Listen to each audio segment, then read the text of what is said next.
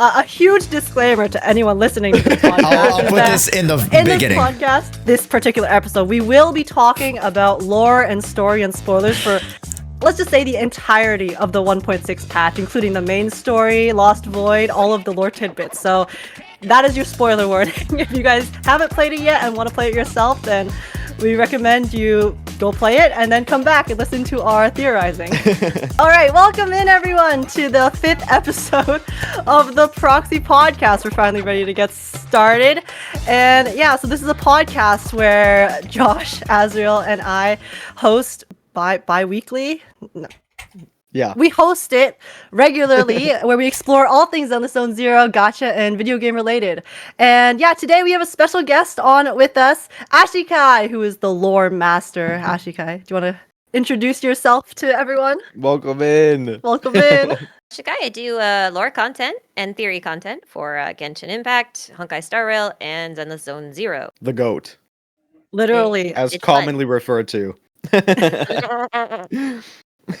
I'm here for my education lesson today, since Oh boy. I need Really to know the details.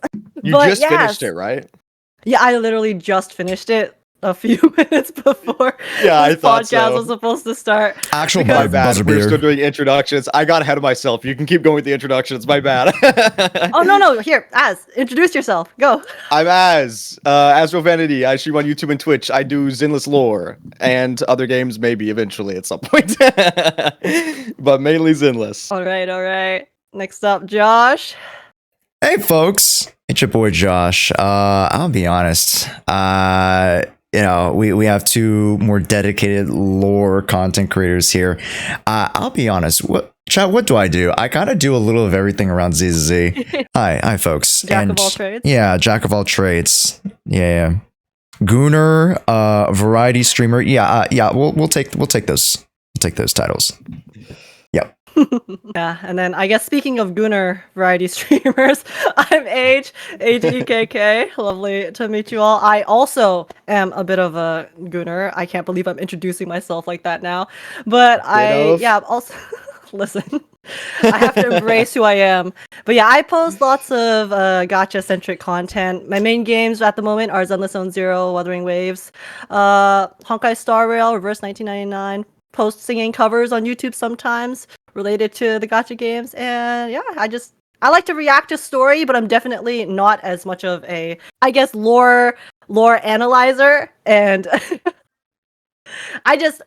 okay, that was so bad. I'm definitely not as educated on the lore matters as an Ashikai, so I'm here for my lesson on the lore, and I'm ready to study. Yes, we'll teach you. It just means that your brain is healthy. Yeah, true.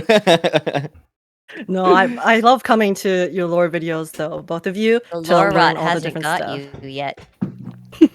Yeah. It needs to set in. Maybe it will after today's podcast.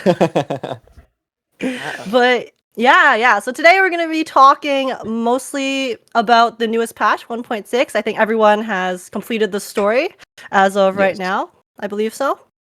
There's lots of stories. Main story, Lots of and story. also I think we've also all completed the Anby agent mission as well. Mhm. So, and then there's also some lore from the events and stuff too, but we can talk about that a bit later. So yeah, I mean, just overall, first to start it off, overall thoughts on the patch. Like, not going to story details, but how do you guys feel about playing the patch? How does it feel compared to some of the previous ones? Did you like it? Didn't like it? Thoughts? Ashikai, you go first. You're the guest. Oh, well. I like the story. I thought it was a little clumsy. In Like, what way? I'm pretty sure like this is the first time we've actually heard everyone just talk about the Exaltists. Yeah, Mm.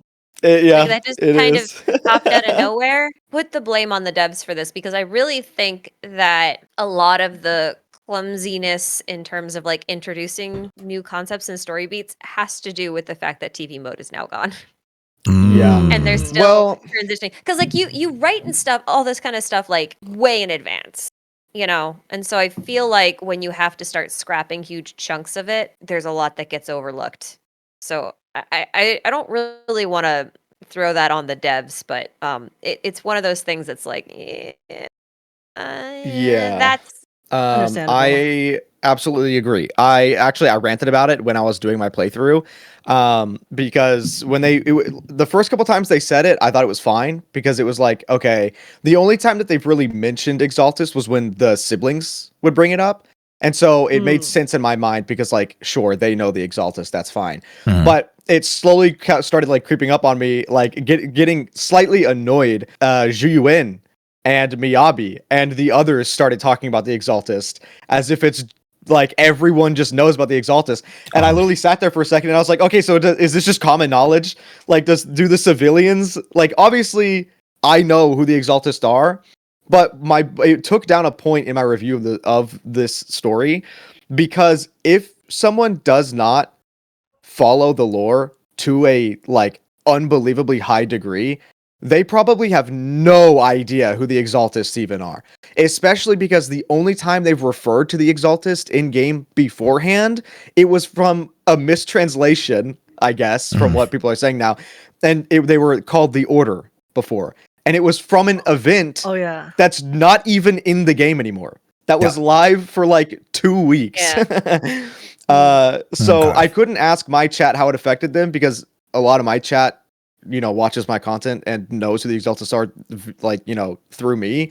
But I'm interested in Age's chat, and also Age. Did you know who the Exaltists are, or are you confused? See, actually, because in my head, the Exaltists, I just kind of saw them as the Order / the cult. Like in my as someone who is playing it like pretty casually, right? Not going too deep into the lore. Because at the end of 1.4, they kind of brought the idea of that cult-like organization maybe being behind all of these things, like, you know, involving Sarah and all of these other members. So until you mentioned it just now, I actually did not even think about the fact that they called it something different in this patch. I just kind of assumed they were the same organization. Even though, and if it's like you said, that they didn't even bring up the name until that one event, which I'm actually pretty sure I didn't play the event where they brought it up. So now I'm wondering, how did I know? And how did I kind of just... The Exaltist Overseer. Yeah. The sword mask. That's the only other too, time. and I'm sure Azzy has as well. Yeah, that too. Yeah. But the other thing is, I'm so steeped in like the deep lore that sometimes I don't remember if I only know of something because I like tracked it down, and if it like actually hasn't been in the main story. Like sometimes I just don't remember.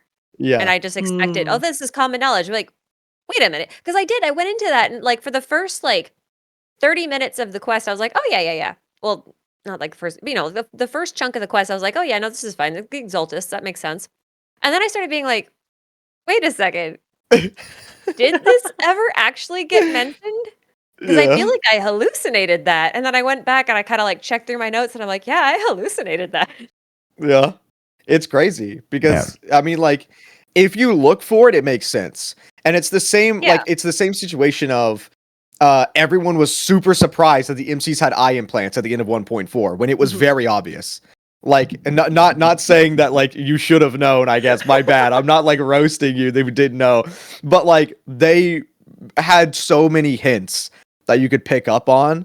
But I guess if you weren't, like, super paying attention, then that could, you know, just like fly over your head. And so it's very similar with the Exaltists. But before we go too deep into like that whole side of things, I back on the, I guess, more originally on the initial question that you asked, which was like how it felt to play. I think it was good. I think there was a little bit too much, and actually, someone said this in Ashikai's server as well, and I agreed with it. I felt like there's a little bit too much hand-holding during the puzzle thing, like where we had the keypad, because there was no, like, we didn't actually have to go find evidence. I mean, they led you to it directly, and then had Lycaon repeat it like 3 times. Yeah, and then they just flash it right before you actually click into the control panel thing. I'm like... So, but and then there's obviously that one little like puzzle that you towards the end of the story where you just do like a little rotating like movement to collect the key at the end to like fix the circuit or whatever. And I was like, right? I was like, this is a great replacement for TV mode. I was like, oh, awesome. But yeah, so Josh, How did you feel about the story, and also your opinion on the Exaltists? Man, I kind of have to agree with Age in the sense that, like, I'll be honest, I kind of just went with the flow a little bit. Like, I wasn't too, I didn't pay too much attention to that portion specifically. And when you two, sorry, I'm pointing in different directions here. When, Az and Ashikai, you both bring it up. I'm like, okay, yeah, that is a very, very big point, like, in terms of the continuity of it all, right? But for me, as a little bit more of a casual player who just follows the main story generally, I'm like, yeah, they did mention this cult order, the Exaltists, and then now I'm like, okay, yeah, they kind of mentioned it too much. I'm like, that doesn't break my immersion a little bit. As far as my overarching thoughts on the story, I definitely enjoyed the storytelling of it. I did not enjoy the puzzles, the combat. It was very subpar. And I understand why a lot of people, especially my chat, felt relatively disengaged, a lot more so than they did with the other previous stories, especially since this one was much longer. But that was the product. Was very long. Yeah, it was a product of having to include that much more story, less focus on the actual you actually playing the actual story quest. Yeah, So, I don't have a problem with that. I think just because I mean, anyone who like plays Star Rail or HI3, like you don't really get that much combat in your story anyway. But when you said that are you talking about like the lines, like the story lines, the voice lines that take 7,000 years to play through when you're walking through a stage? yeah, and there were moments where you can't actually click through some of the voice lines, and I was just sitting there. I was like, I can't click, guys. We just gotta listen to some of these voice lines. They need to. I put that in my review, like since they started adding it in. What was it? I think it was 1.4 is when they started it, or 1.5 maybe. I'm pretty sure it was 1.5, just last Yeah. update. Okay. It legitimately felt slower than last update. Yes. Like, I don't know how that happened, but they need to speed that up. I'm not opposed to it. I'm used to having to like read and listen to like voice lines during combat and stuff, like from HI3. But I don't want to, like, I literally shimmy. Like, I spam A and D and Same. W. I literally do like a little jig with my character to like slow down my progress so I can make sure that I hear all the voice lines, which I feel like shouldn't be necessary. Yeah. But yeah, I mean, besides that, I think it was really good. I did like the pacing of the story. And I did too, yeah. like the actual content of the story as well. I still think the writing for this patch was really, really good, besides that Exaltist thing. And I guess to touch on that Exaltist thing, one more thing. I told chat, I actually think that it still would have made sense that they're bringing it up now, like without fully explaining what the Exaltists fully are, because technically the Exaltists haven't been in the story, so none of the characters have had to like talk about it until now. But the reason why I was so confused on why they hadn't brought it up before, but now they're acting like everyone knows, was specifically because of the interaction with Ray after the Arpeggio Fault. Because I felt like Ray should absolutely be someone, if it's like common knowledge, who knows about the Exaltists. Yep. And at the end of the Arpeggio Fault, you find a letter that was written by the Exaltists. And she's like, I don't know what this is. It's a letter by someone, but we gotta look into it. But like, if she knew, it literally, the quote says, may the creator guide us. So like, she would have known it was the Exaltists if she did know. So like that one Ray interaction in my head was the only reason why I was like, this doesn't make sense. Yeah, there's some odd continuity things that happen. Like, for example, the Anby stuff, right? Mm-hmm. You're supposed to play Anby's quest technically before the main story, but there's nothing that will tell you that you're supposed to do that. But there's like a moment where you go to the outer ring where you suddenly see Anby in a new outfit, and it's like, when did that happen? Yeah. And the other thing is too, like Harumasa's quest is actually technically should be played before this, and Lycaon's. Yes. And like I feel like they should, like before this story starts, put a prompt up that says it is recommended that you complete these 3 quests before going on this one, right? Because like I think like at one point early on, in some of the earlier versions, they would do stuff like that, and now I feel like they're trying to reduce as much friction as possible so that people don't feel like they are obligated to spend even more hours playing through a story, even if they don't want it. You know what I mean? Yeah. Mm. Yeah. And so they're trying to make things more optional, which is why like Ambi just kind of shows up and she's in a new outfit, and if you haven't played her quest, you won't know why. But it's Right. also not super relevant to the main story. You know what I But mean? at the same like time- it's kind of relevant to a subplot, which I think is going to be Mhm. more relevant in part B than it was in part A. So Yeah. like I kind of get that, but I think it's the same issue with Ray, right? Like that's a continuity error because like when did you play that? When were you supposed to be playing that quest? The Right. versus Operation when Fault did one. you? Yeah. Keep But like going. even you could even see that with Astra too, right? Because they first introduced her to us in an event that you can't play anymore, and that's where she Right. became friends with Uh, us. And then like Oh, is that one not in the Chronicles? The snap one? No, I don't know, I don't think so. I don't think it is. I Yeah. don't think so. Yeah. I Okay. got next. So like people who weren't there for the snap quest, don't know who Snap is, so then they're doing the fishing event. Like that kind of the interaction there felt Yeah. a little bit weird. And then also Astra, when we first meet her, we're just friends already. And that feels weird because we didn't have that whole previous interaction. You know what Yeah, I mean? that's Okay. totally true. I didn't even think So about that. there's some continuity errors that I think are a result of their the shifts in the way that they're telling the story. So I can't really fault them for it as much as I normally would, just because I kind of understand the reason why. I feel like if this kind of thing continues in version 2 plus, then I'm gonna start giving them real shit for it, and I'm still gonna put it in the feedback surveys and everything. But like, Yeah. I'm not gonna, like I'm gonna give them a little bit of slack. I'll cut them a little slack for this. Yeah, I'm gonna agree. I think the biggest thing is at least have the events that kind of have that lore significance, Mhm. have it permanent, retroactively add them to the Redo Chronicles, and then also if they think that someone should play it beforehand, not only should there be like a pop-up before you start the quest.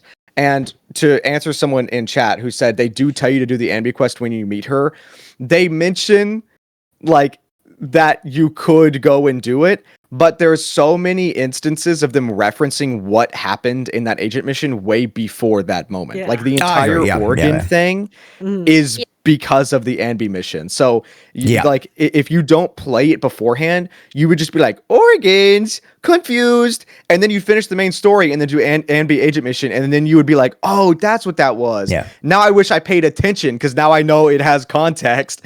But anyway, retroactively add it into the Redo Chronicles, and then we literally have a timeline in the game.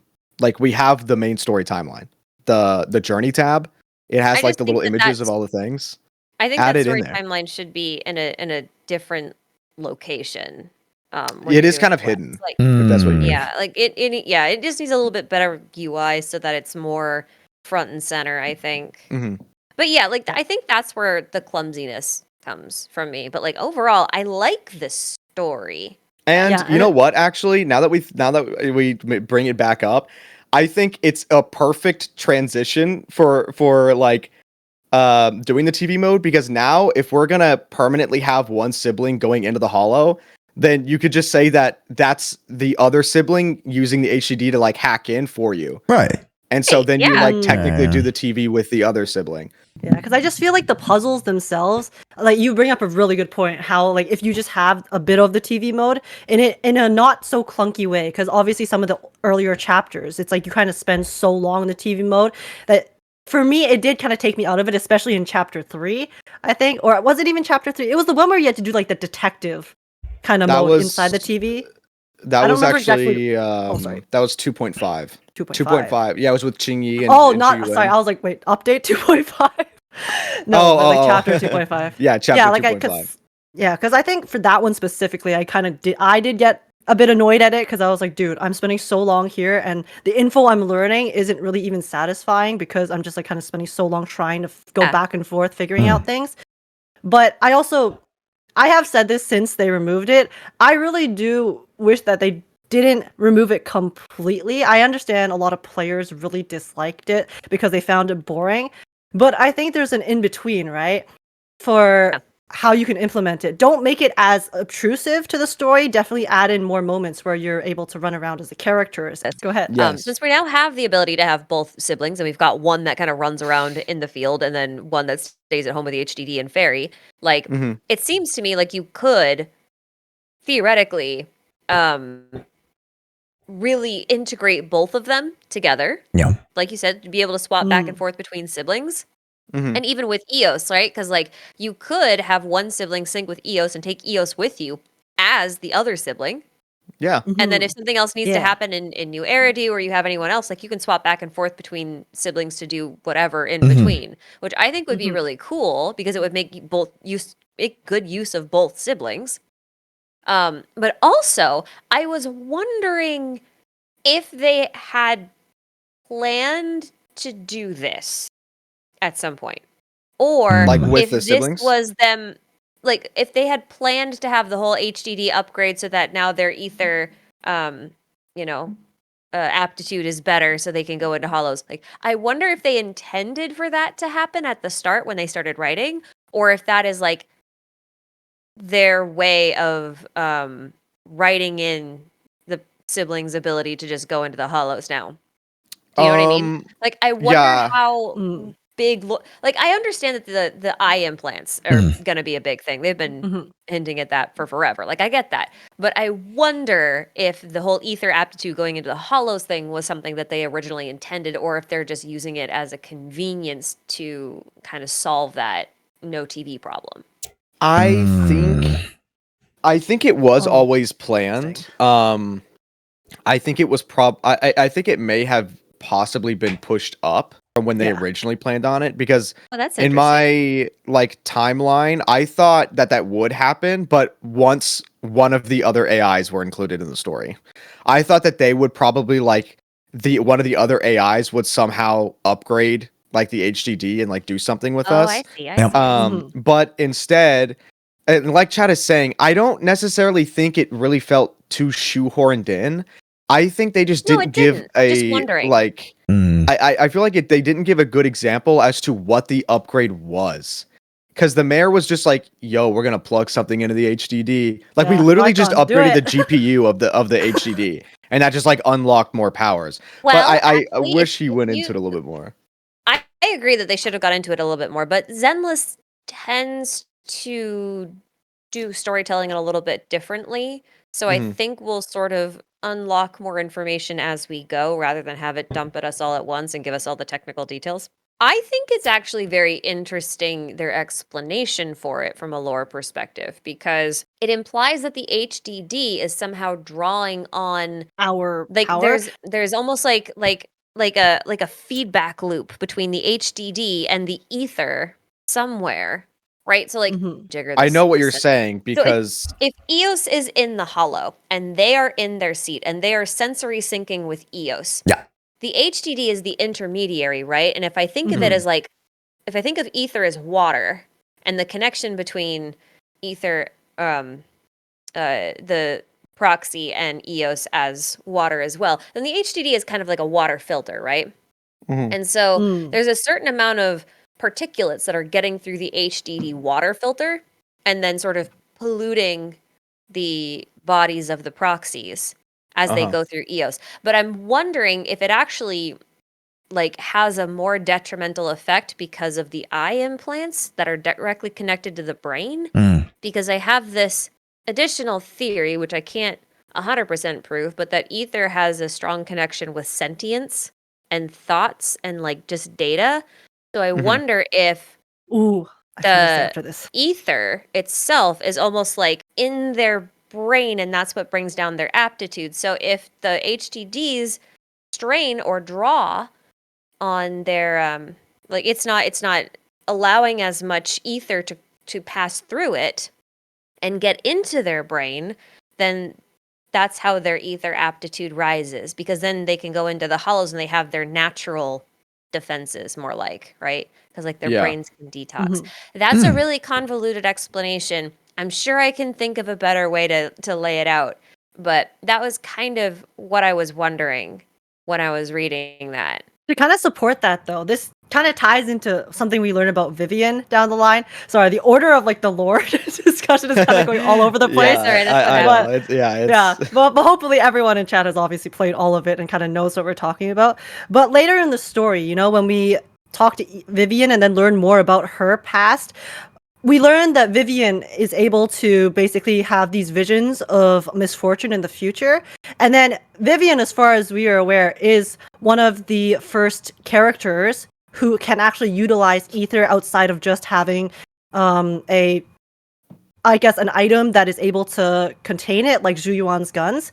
And then she is also the first character who has this, in a sense, like a psychic type of power as well, or psychic connection with this information that is somehow fed into her brain. So to kind of top off that's true. Ashikai, your theory, yeah, like if ether does act kind of function as this form of giving or transferring information, especially with how the proxies and their interactions with EOS and then the whole system work, then this could like completely change our understanding of, I guess, exactly what the hollows are, what the ethereals are, what makes them up. And oh wait, there was something else I want to say, but I can't remember. But as you look like you have to say, you want to say yeah, something? I was gonna say I was just gonna interject.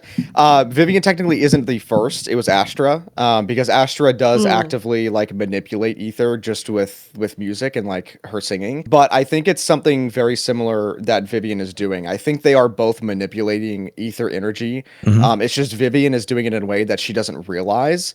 And I think it's going to link into the past that she said that she had with the Exaltists, because if the Exaltists are known to like continuously experiment with like ether usage and stuff, but I think ether and hollows are known to, or at least hollows are said to distort space time, like time as well, which ether includes in the hollows. So I do think that she is somehow basically peering into the ether to like look at the future, and that's how she's getting those sort of like visions.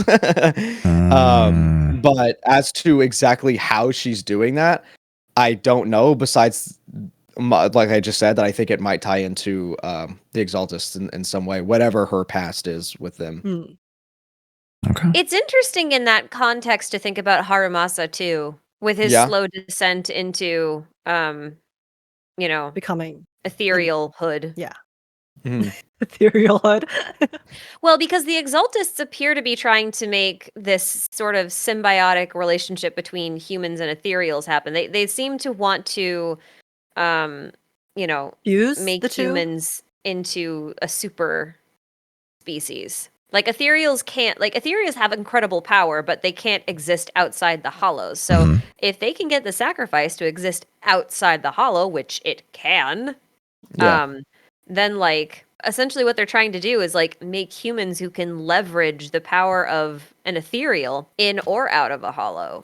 And also like manipulate them mayhaps. Yeah, like in Anby's story quest, right? At one point, when before we meet Twiggy for the first time, Anby mentions that the ethereals are acting in the exact way that one of her, the people from her past would strategize and carry out missions. And then we later learn that Twiggy kind of was manipulating those ethereals in a sense, whether she was doing it by just sending them, by luring them towards Anby to make them fight her, or whether she actually had some sort of form or some method to like control them more directly, I'm not too sure about.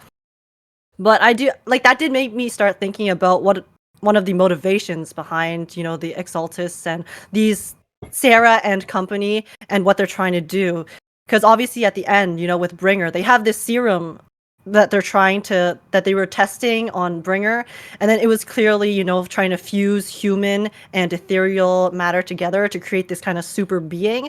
So then it makes me wonder if they're trying to like perfect humanity in a sense, kind of like Age of Ultron style, humans in order for them to evolve and survive in this world, they need to basically kind of like be wiped and then recreated, kind of like the creator bring us.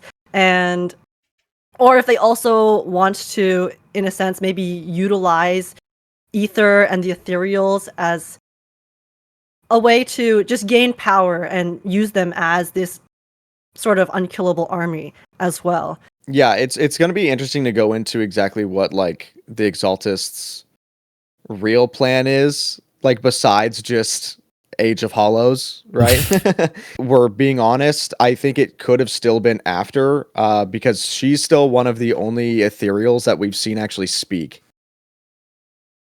Because she Was talked at Twiggy the an end. ethereal? Yeah, At the end, When yeah. at the end At of the the end. yeah. Oh, at the end. Okay. yeah. Because when she did the injection thing, she was like she's only the second like ethereal that we've seen speak. The only other one is Bringer. But I think it's something to do with the specialty of the syringe. See, this is a great question because we were talking about this in chat. It is so Twiggy's a sacrifice.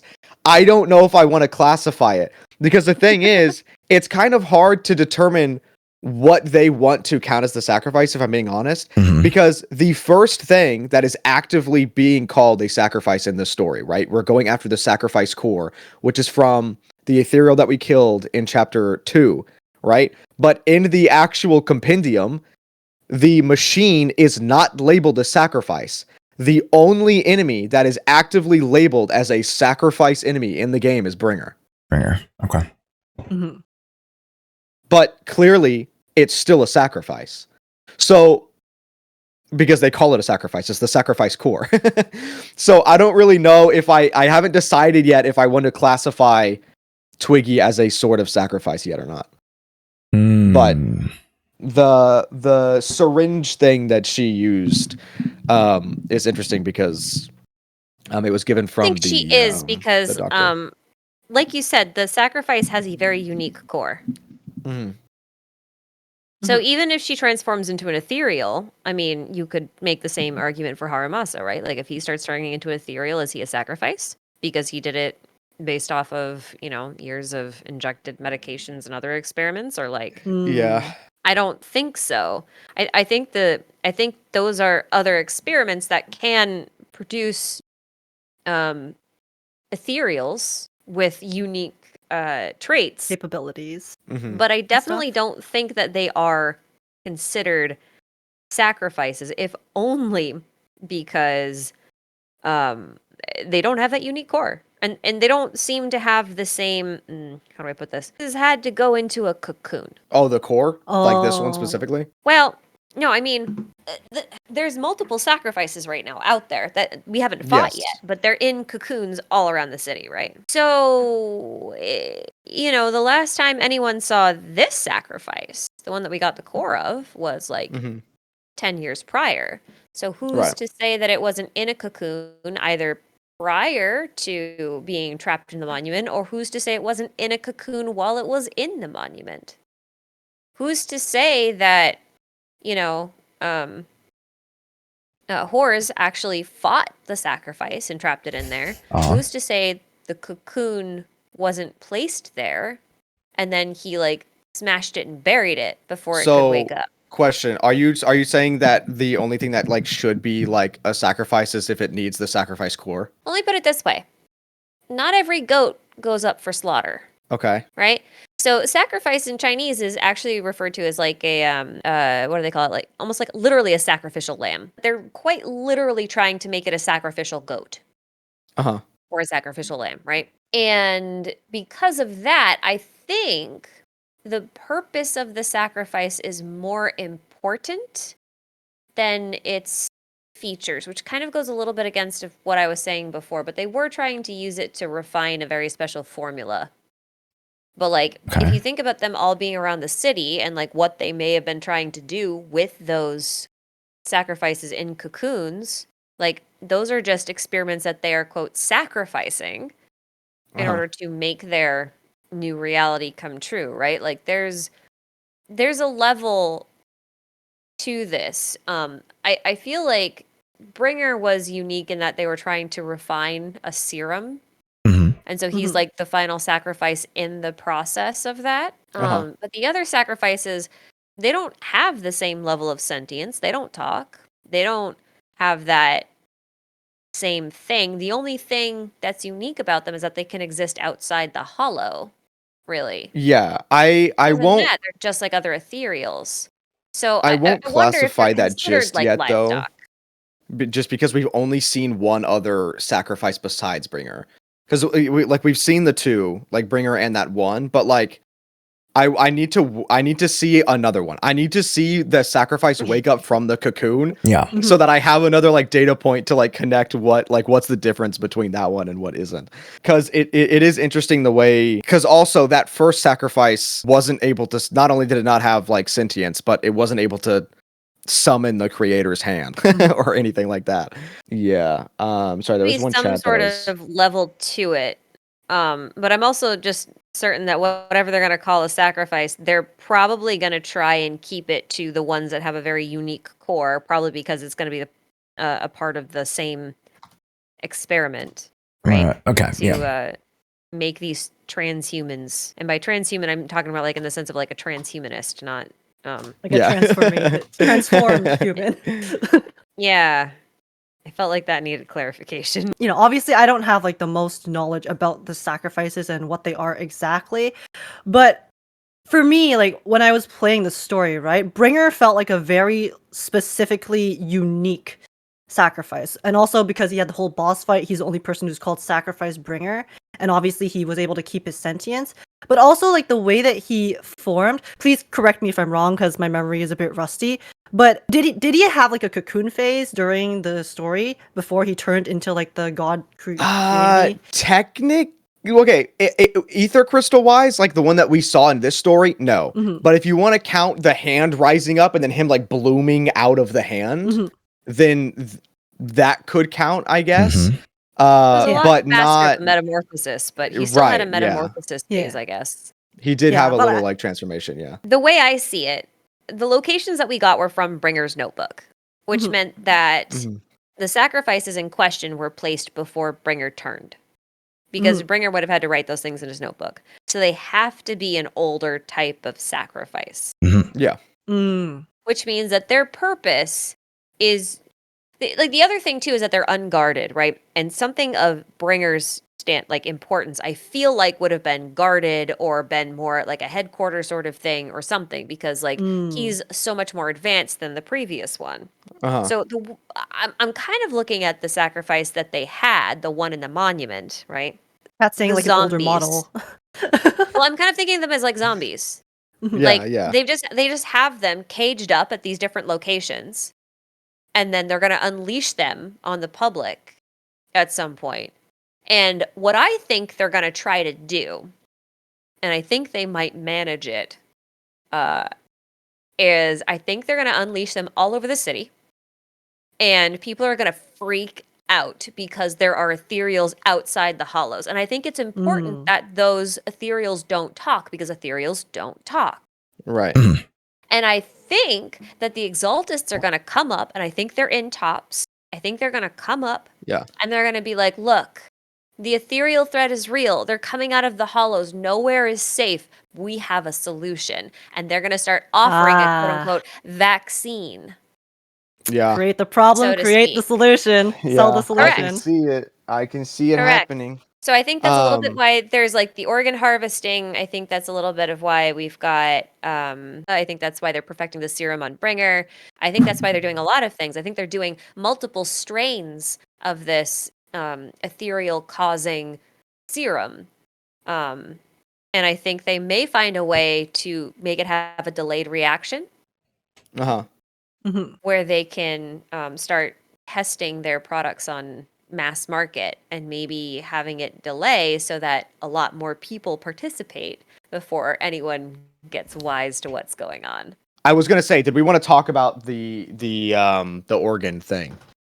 Oh Like the whole yeah. organ subplot? Because a lot of people seem to be either confused on what the purpose of that was, because technically it's shut down already. They said that Hartman said that in the story. Like they're not really doing anything with the organs anymore. The organ thing was apparently to Hartman was just charity work to get closer to Edmund. But since that got shut down, they then followed up with the new life insurance thing, which the chat mentions to me.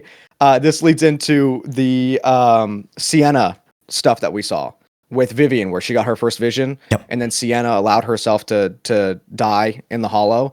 But do you remember what one of the because first of all, let me make it clear, Edmund is in bed with the Exaltists, and so is Edmund. Or sorry, Edmund and Hartmund. Okay, two different people. Edmund and Hartmund, they're both in bed with the Exaltists. They look Hartmund weirdly wants similar. to get closer. Yeah, but Edmund has the Yeah. forehead crystal. But they look so similar. That's Like how when you I know saw the the difference. CG, yeah. Yeah, the little image. Yeah, but Hartman wants to get as close to Edmund as possible. So because the organ thing failed, he then started the life insurance thing. Now back to what I said. Do you remember what one of the qualities of the life insurance thing was for them to get the payout? Ethereal. You have to die to like High some ether etheric. aptitude. The Yeah. corpse had to be affected by ether, which means Oh, so they that might take the they're corpses and they're then- actively collecting corrupted corpses. Yeah. Gotcha. Oh, was it that, or was it that they just had to get corrupted by, or they just had to have The- higher ether aptitude? They have to have some sort of ether corruption on their body, which is why we had to wait a little bit before we took her body out of the Hollow, because her body had to start Oh. having some sort of corruption, and then I they were read like, that okay, let's take the differently. body out. Okay. I Yeah, read that so differently, but I think yours makes more sense because I thought it was she lied about her ether aptitude so that she could go into a hollow and have a reasonable death. Like they couldn't determine cause of death because ether corruption is basically written off as cause of death. Yeah. Oh, and chat's saying that I they can see had it. to have a higher Well, that makes more aptitude to sense. begin with to get the insurance as well. Which is Oh, that's it's- interesting. Okay, so it's both right, but I missed half of this. Yeah, I didn't remember the higher aptitude part. I thought it was just that they had to be like corrupted from it, but That's why Um, discussions are good. We remember things, different things. yes, exactly. Sorry, what was I gonna say? I completely forgot what I was gonna say. Oh yeah, but I just think it's interesting that Experiment. now the because like the internet post with the organs, right, was the charity work. Like the ones that are like, oh, I got like an organ, like whatever. That was Hartman doing like the charity work for it. I do still think that they were collecting organs for themselves, not just the charity thing, because assuming they need flesh, like human DNA for the sacrifice stuff, because there Yeah. was human male Oh, DNA wait. like found in with the sacrifice thing. It's Yeah. the easiest way to get a mass amount of human flesh without being noticed by taking people off the street. Like it would be much more secure to keep it down low. I was actually really surprised that they didn't go the path that I thought they were going to go. I originally thought that the Exaltists wanted the cloning tech to create a bunch of the Envy clones, and then they were going to use Geppetto to turn all those clones into ethereals and then like Ooh. control them that way. Especially with the way that they like showed the trailer for the update. Yeah. But unfortunately, Geppetto was not included at all. Because another thing is there was a line in the trailer that I thought was going to be directly into this main story, which was Anby screaming, "The sacrifice is about to wake up," which never happened. That line is not in the Oh. game. That's in either the agent mission or the main story. So I don't know why that line was in the trailer unless it's in part B. But even if it Or is in part B, Triggers, I maybe, don't but- know. Maybe in Triggers, but Triggers is a backstory of when we first Yeah. met. So I don't think that's it. I don't know. I just think it's weird that it was in part B. Like if it was in part B, why that would be in a trailer here. But that I just thought Okay. that was like what they were doing with it. Did any other topics on this organ thing, or can I segue to another topic? Well, those are kind of my thoughts on the organ thing. I'm just, Josh, I was gonna say we barely let you talk. Do you have anything to here's say? the thing. Here's the thing. You know, this episode, I'm taking a very, very nice backseat. I'm taking a very nice backseat because, you know, especially when it comes to like the organ lore, like I'm like, yeah, I kind of knew like the tip of the iceberg, but like now having Ashikai here to like have this like back and forth to be able to like dissect that iceberg, kind of break down into it a little bit more. I'm just like, yeah, this is really, really cool, you know? And I'll be honest, I don't know too much about that particular lore. And, you know, when we move into a few bits of parts about the rest of, you know, let's say like Hugo's past and stuff like that, I'm not too sure which segue you want to move into next, but I'm kind of just chilling for now. You taking did, notes. in fact, do the exact segue. Hugo, that handsome, hot ass man. Oh my What god. I are was what are so our happy thoughts about on Hugo and Hugo's story? I And the would. Zone Zero's auto. Yeah, I for would. real. I said that when they did the flashback and they showed his father, because his father had the hair like right over the shoulder, and I was like, oh my god. It's like, is that Otto? It's not auto, but like it's Zenless's take on him Yeah. for sure. Yeah. Probably a reference for sure. Yeah. Real It's quick, it's break a it nice down little for us. nod, but he's just as morally questionable. Yeah. Like Yeah, the it's thing more of about like the I see, I morally see. questionable thing. That's let's like call it the auto archetype. Yeah, I'm gonna yeah, call yeah. it the auto archetype because that's kind of really what it is more than anything else. The auto archetype is someone who's actually like very clever, very talented, almost to their own detriment, who gets taken in by a family that either turns abusive or neglectful, and then they end Okay. up doing really horrible, questionable things with really good intentions, or at least Mhm. like really relatable intentions at the very least. That is the auto archetype to me. Yeah. The All the boxes are radicalized checked. fit. ideals. Fit that. Yeah, but she Radicalized fits. ideals. I thought we'd get someone who was a bit more of a contrast to Lycaon's straight-laced, Mm. uppity nature. I thought that was going to go down, and ended up being more of a moralistic debate Yeah. where both of them are equally Yeah. unhinged in very different ways, Yeah. which I'm still here for. It just wasn't quite where I thought they were going with it, but I like it. Yeah, I really, Yeah. really love the dynamic between him and Lycon. Like, Same. again, like you said, they should have had a prompt to like play Lycon's agent story first, because then you get a little bit of like Context. backstory of what their dynamic like should be. But seeing that, like having that context for so long since day one, like since the launch of the game, and then finally being able to see them like interact again. And the first like fights like sequence that they had, oh my god, that was it so was so good. I love how Hugo is written. Obviously, we're not done with Hugo. I think we can all agree Hugo's clearly not he's dead. not dead. Yeah. He's not dead. Yeah, he was He's literally gonna be here announced for at as least one more playable. patch. Yeah. Yeah, exactly. At least one more patch. I was gonna ask, Oh, what do never you mind. think Hugo's actual plan is? Oh. Oh, okay. We all I mean, agree he's not dead. Then Yeah, the yeah. whole thing is obviously staged, right? But the Yeah. question is, which parts are staged, which parts are real, and what is he And what actually purpose does it planning to serve? accomplish with his death and his layers of lies? Mm. Mhm. Yeah, Hmm. because there is an unbelievable amount of like layers to Hugo as a character and what his plan is, because it is literally just lies and deceit over and over and over again. I do think it was planned. It's a great question of what is real and what isn't. The reason why I think it's a lot harder to tell what's real and what isn't in this is due to the fact that there were multiple instances in this story where we played things that happened in the past. Like we Yeah. played as Hugo and then did things that he had already done. Like by the time that we got to certain points in the story, which means that they're saying there are things happening in the background without you knowing. Because I do still think it's unbelievably uncharacteristic of Anby to have let Hartman go. Oh, right. Oh, true. Because even if she He was kind of paying just walked away. attention to all He of this kind of stuff just with picked up the Proxy, core, right? picked up the everything, and just walked off. Yeah. Yeah. It's not even a thing of like I know chat, you're gonna say exactly what my chat was saying, that it's gonna be what Vivian said. They were worried about the proxy.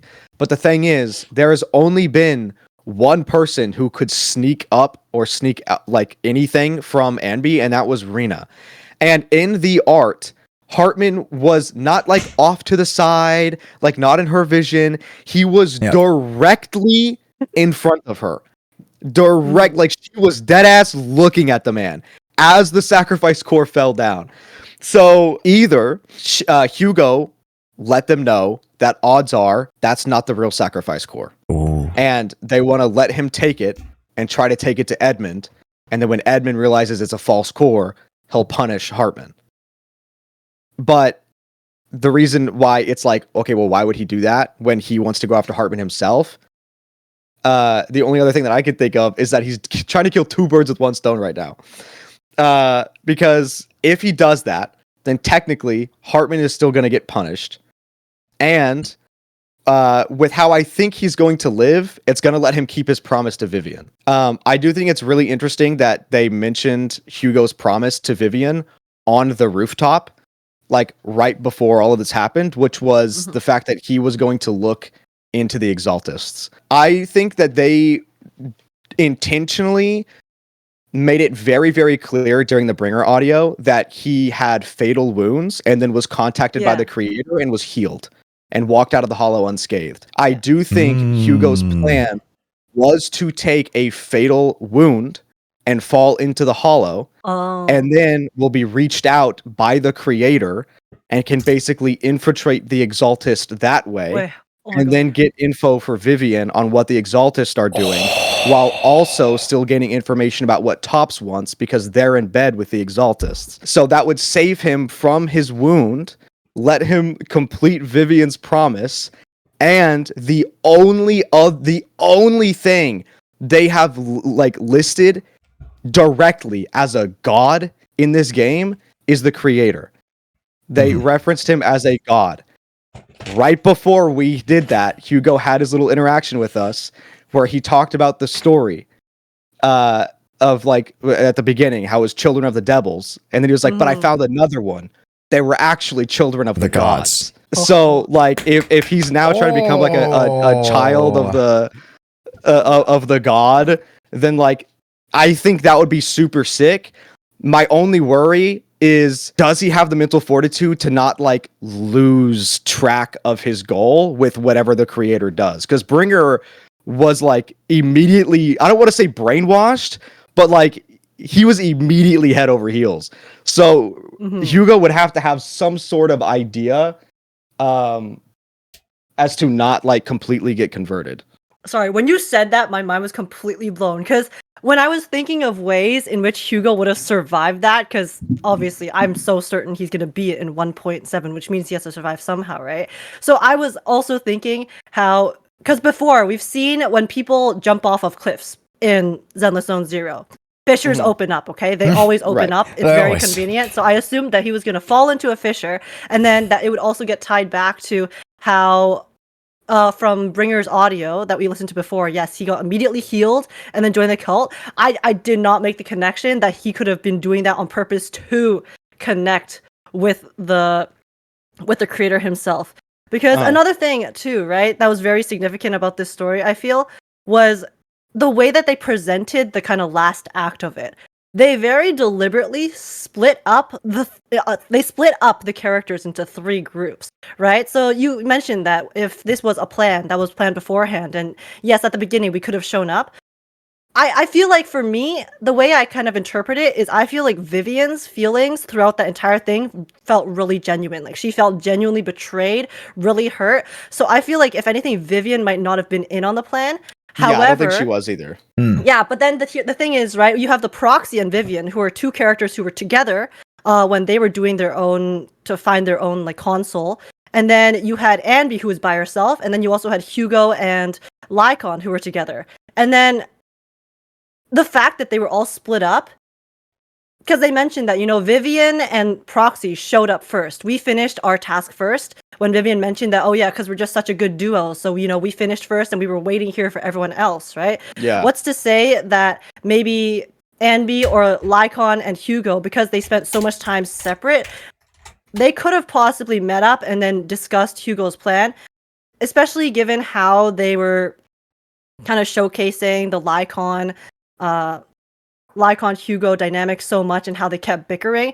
One of my chatters mentioned after I finished it that yeah, they did spend a lot of time together, and then Lycaon specifically said, oh, I did stab through his heart. I found it really interesting how they decided to show us the split perspective, even though when playing the split perspective, it was, you know, obviously with the puzzles and then the combat and stuff, it did feel a little disjointed because we kind of just go do the same thing from 3 perspectives with, you know, slightly different dynamic. Especially with Anby's, right? Anby's, we literally just go fight some monsters and then we go back to a different perspective, right? So what's the point of splitting up Anby from everyone, but having her still be involved with this story? Yeah. And then also at the end, like you said, have her kind of uncharacteristically miss the fact that Hartman was able to escape with the core. Mhm. And also, who's to say that the core that got dropped was the real core, right? It is just a crystal. It Yeah, looks like I a don't. I crystal. don't think It it. could I have don't been think that was fake. the It could real have been core. replaced. Yeah. Which I think that the whole core thing is going to tie into the necklace that Vivian gave us. Because when Vivian gave us the necklace, right before that, sorry, Hugo mentioned he has the core. And then he was like, but I'm not going to like do anything unless you agree to work with us. The moment we agree to work with him, Vivian then gives us the necklace. And then I think directly after that, we go into the situation where Hugo's like, oh, I've already hidden, like when he was talking with Hartman, he's like, I hid the sacrifice core. The only one, like the only person who knows where it is me. But I 100% believe that that core is not real. And in fact, I wouldn't be surprised if he actually gave it like the real one to Anby. Mm. And that's why Anby didn't go after Yeah, anybody. that's why she let it go. Yeah, because it's not just the fact that like she let him go, because he was actively the one who did the stuff with Twiggy, right? Like he was the one. Like she knows that. He even mentioned it. He mentioned like she knows who that guy is. So why would she here's let the him go thing. unless she was in on the There's plan? two reasons why she would let him go. One is if he's not the source of the problem. He's just an agent of the problem, right? Right. Like he could be a high-ranking official, but he might not be the boss. So she might be Right. someone who's just like, you know what? I need to take out the boss. So I can't take out this guy yet. I need to figure out who his boss is, so he has to live. But, you know, Anby does have that cold, calculated sort of mentality. Yeah. So I think that's perfectly within her, within character for her. So I have been sitting here wondering about why Hugo was talking about him being hypoglycemic and therefore not a vampire. One, they're often associated with wine because they're supposed to be like elegant. They drink blood from a wine glass, if not straight from the neck, kind of thing. More ritualistic sort of thing. So wine and blood tend to be pretty similar. Wine is fairly high in sugar, and he keeps saying that he's hypoglycemic. Oh, but he drank the wine with Hartman. Yeah. He drank wine with Hartman, and I'm also thinking about, well, one of the detriments to hypoglycemia is it can make you really dizzy, it can make you pass out. And also, vampires are undead. So if there are no vampires in New Eridu, maybe there are just no vampires in New Eridu yet. Because if you're right and he wants to take a near fatal wound and then see if someone will heal him, which is a huge gamble, could turn into it would make him an undead at that point. Okay. Right. He would literally be a vampire at that point, except for actually drinking blood. Yeah. I'm like, also, the way that they I don't know if describe the that's how blood they're gonna too, do or it. the wine. I don't know if that's how they're gonna do it or anything, but like it's just the fact that they some of these really random things stick out at me just because of the way that they sort of frame them, and that's one of them. And I don't know if that's the way it's gonna play out, but I think it's gonna be important somehow, and I don't know why or how.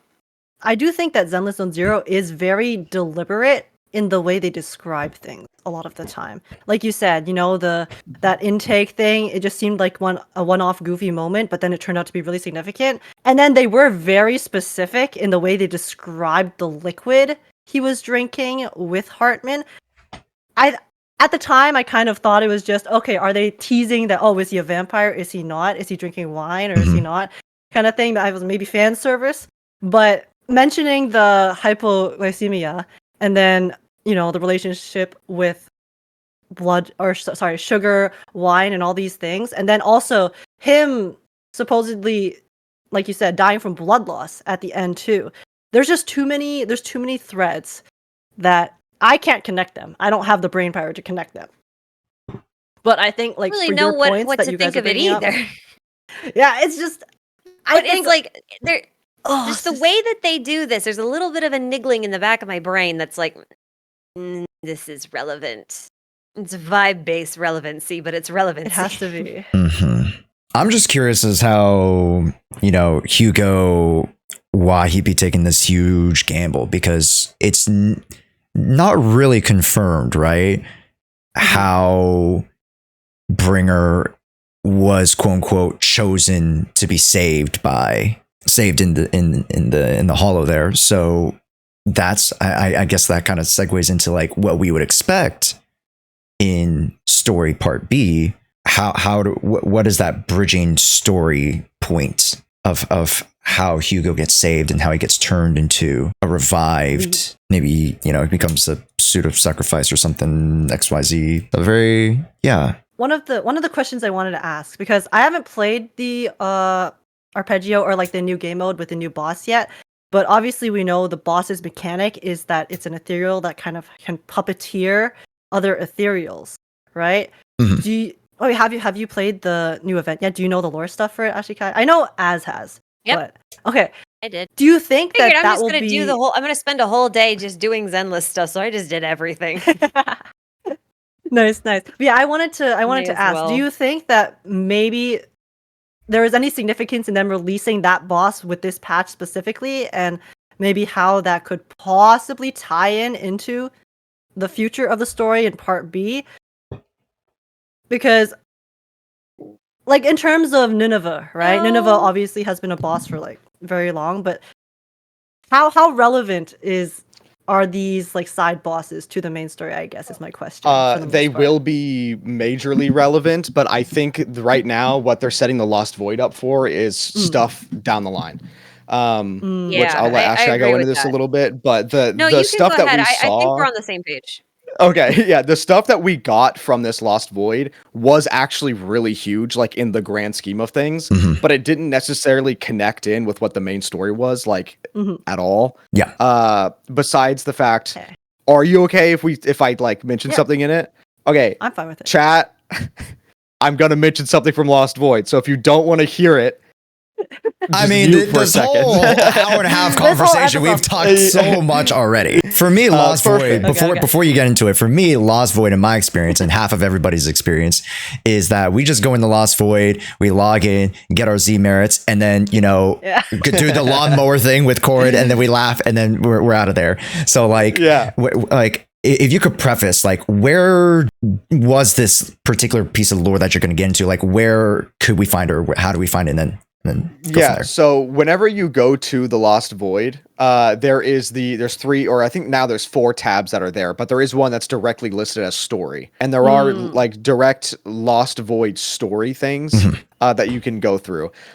Originally, when Lost Void first came out, it was with Ray going in and kind of behind the back of the White Star Institute, hacking into their database and getting information on ethereals because she wanted to do research. That is where she first started getting information about Geppetto. And then we started doing like our own little like research into what Geppetto is. And at the end of that, she kind of got a slap on the wrist. She had to write a report because the White Star Institute saw that she like went into data that she shouldn't have. But in the original Lost Void, there were a couple huge lore mentions. One being that in the Lost Void, there is energy that is representative of the Dark Wall. And Miyabi said that she can no longer participate in the investigation because anything regarding the Dark Wall needs to be reported to the Void Hunters. So she then left the investigation there. So we know that there's something with the Dark Wall in the Lost Void, which is huge. And then another huge thing during that first part is that Ray mentioned that all the data about the original Void Hunters was completely locked. She was not allowed to go through anything of the original Void Hunters. And in this one, we again go into the Lost Void and we go a little bit deeper, and this time we actually get to fight Geppetto. But during the after we like defeat Geppetto, or no, it's right before we fight Geppetto, actually, I think. A voice from high up in the White Star Institute contacts Ray, and we have like a little conversation.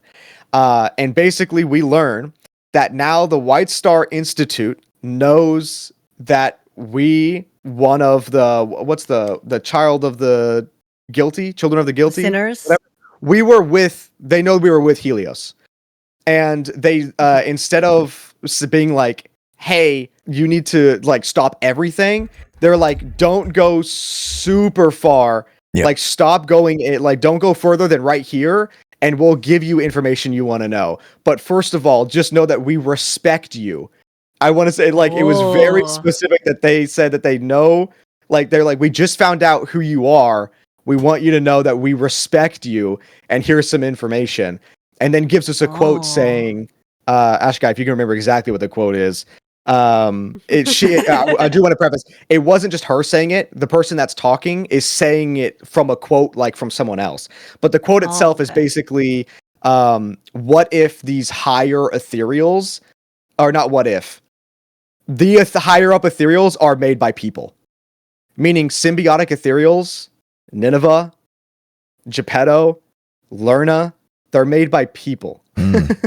They were not a normal, like, hollow ethereal upgrade. They were like people experimented. They were created by man. And Damn humans. I know, damn humans. But yeah, anyway, the Dark Wall is mentioned again, but they say that we're gonna put it on hold, which really, really hurt my heart. I really want to know what the fuck the Dark Wall is, like, really, really bad. So I'm hoping we go into that in like the next Lost Void thing. But yeah, so you can see now the White Star Institute like knows who we are. And everything that they gave us, it's very, very lore heavy. Like, it will be very important to the lore. It's just not really directly tied into like what this stuff is. I do think there is logic to be had if you look at Nineveh starting as like sort of a hive, so to speak, like a symbiotic ethereal, which is unusual, and then moving to a forced symbiotic ethereal, almost like a parasitic ethereal, right? Like, so we went, so Nineveh has all of these little things that swarm around her. She's basically like a queen bee with a lot of other little bees, right? Yeah. But Geppetto is almost like a parasite. And I keep thinking about like cordyceps. Yeah. Because those kind of plant themselves in the brains of ants and hornets and things like that and can pilot those. But fungi also form these really powerful networks. And the cordyceps that plant themselves inside of these insects don't technically do that. But I think about the strings and I think about the mycelial networks, and I'm just kind of like, I'm looking at the difference between like a parasite that's, taking advantage of external bodies versus a hive, which is sort of like A system working in within harmony itself. with them. Yeah. So they're two different ideas, but they're two different iterations of a similar thing. Lots of little things sort of working together to become a bigger thing. Can I kind of touch on that? You don't Never. get to No. No, how dare you speak, peasant! I disintegrate. I was thinking about it all day at work because I literally just played the Lost Void yesterday. And I do want to make it clear that while Geppetto is like the puppet, if you do notice when you defeat Geppetto, there's strings attached to Geppetto. Yeah. So Geppetto is also, they also I say guess he I was the didn't say puppet that. master who has turned into the puppet of the Hollow. And with her kind of like whoever this White Star Institute person is, insinuating that the those symbiotic ethereals were created by like people. I was thinking, what if it was their experiment to try and create the... It kind of goes in with what we were talking about with Haramasa, Ashikai, how like Haramasa originally we were thinking was like the antithesis of the sacrifice, like the opposite side. And then I think they were trying to do that, but with the creator. Like they're kind of like they were trying to create their own sort of creator to fight the creator in the grand scheme of things. But they couldn't control each symbiotic ethereal. Every time that they tried to make one, they just like couldn't control it. Here's a question along Yeah. that line. Do you think the creator is human? Yeah, I don't know. See, this is something I've always thought about, but I don't know. I can never confirm or deny. Because the thing is the creator is extremely ancient. Well, he's either ancient or there's time warpy shenanigans. Or there's time warpy shenanigans. That is also an option. That is true. that this is That an is option. true. I know. I also hate that this is an option because every single time people are like, the Void Hunters are going to be playable. I'm like, no. And then like, but time travel. And I'm like, okay. I Valid. Yeah, exactly. guess. But yeah, I don't know. Because again, yeah, time shenanigans is a thing. There's a few different schools of thought here, and I don't really know which one I think is more probable, but I'll give you a couple of possibilities. So we know the Hollows were created via a war.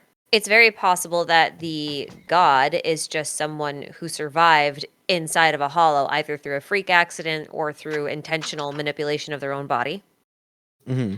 and that they are a human that's been augmented over time. Mhm. But it's also equally possible that it is Helios himself. Oh. You mean Arke? Professor Arke? I don't know why I always Oh. call him Helios. Yes, Professor Archie. Yeah, yeah. Professor Archie. Yeah.